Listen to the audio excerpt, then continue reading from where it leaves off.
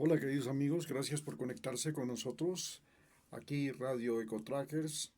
la radio sin fronteras y gracias por conectarse con Maximiliano Moreno, el médico que ha trabajado en los Andes, la Amazonía, la costa de Ecuador y también en la Federación de Rusia cuando recién empezaba, y por eso, en base a toda esta experiencia, hoy les voy a hablar de lo que está pasando en Ecuador, pero sobre todo de cuál es la perspectiva de Ecuador para el año 2026.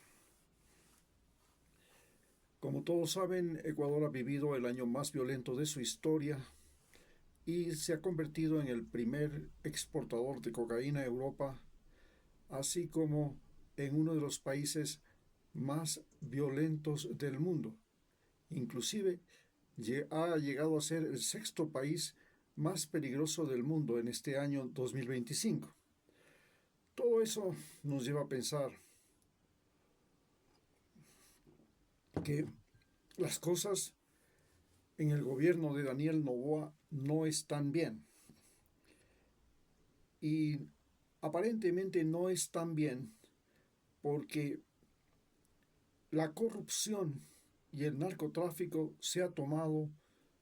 no solamente el gobierno, porque el presidente y su empresa, la exportadora de banano, Noboa Trading, y lo que se llama Bonita Banana, o esta empresa pues se ha convertido en la mayor traficante de cocaína desde Sudamérica. Es mucho más frecuente encontrar cocaína en las cajas de Bonita Banana, sea que lleguen por los barcos de la misma compañía o por otros barcos. Pero esto no es solamente algo que sucede con el banano de esta empresa. Realmente el banano de Ecuador, de todo lo que es la provincia de Los Ríos, la provincia del Oro, la provincia del Guayas, aparentemente se encuentra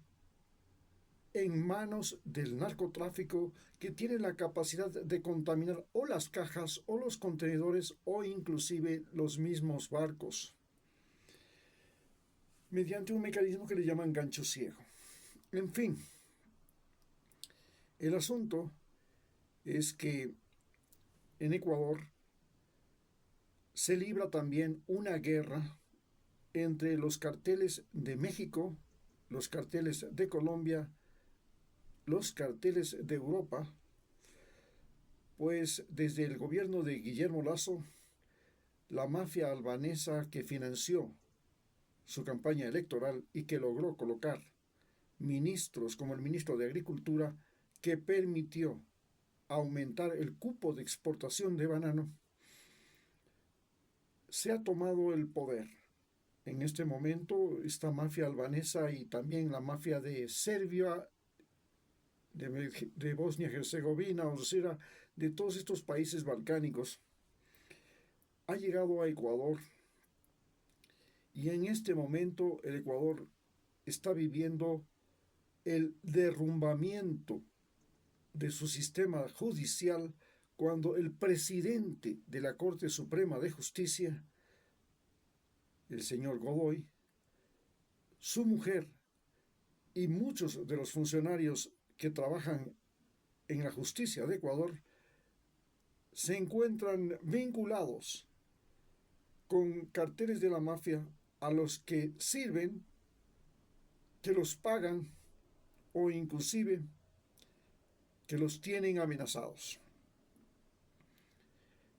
A esto se suma el hecho de que hemos aumentado el precio del combustible, ahora la gasolina y el diésel valen más, se aumentó los impuestos al 15% y todo ese dinero ha sido desviado a contratos para generar energía por medio de turbinas termoeléctricas que han resultado en estafas monumentales, pero además gran parte del dinero que iba para la educación y la salud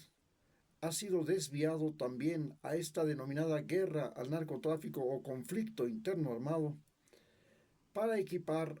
a soldados, policías, aumentar las, la- las Fuerzas Armadas, la custodia, pero además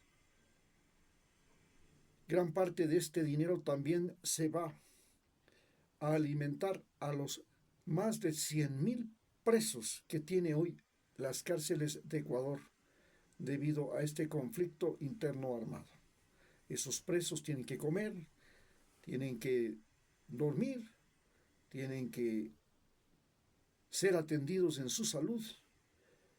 y esto es parte del peso que tiene que cargar el Estado ecuatoriano. Como consecuencia, la infraestructura vial, la infraestructura sanitaria, la infraestructura educativa en Ecuador se ha deteriorado no solamente por el factor climático, por las frecuentes inundaciones, por las terribles sequías, por los incendios, sino que la falta de mantenimiento ha sido uno de los grandes problemas. Hoy la salud en Ecuador, los hospitales han dejado de operar, y con respecto al año pasado, es decir, con respecto al año 2024, en el año 2025 se hicieron 10.000 operaciones menos. Muchas de esas operaciones se encuentran simplemente diferidas y se espera que alguna vez haya dinero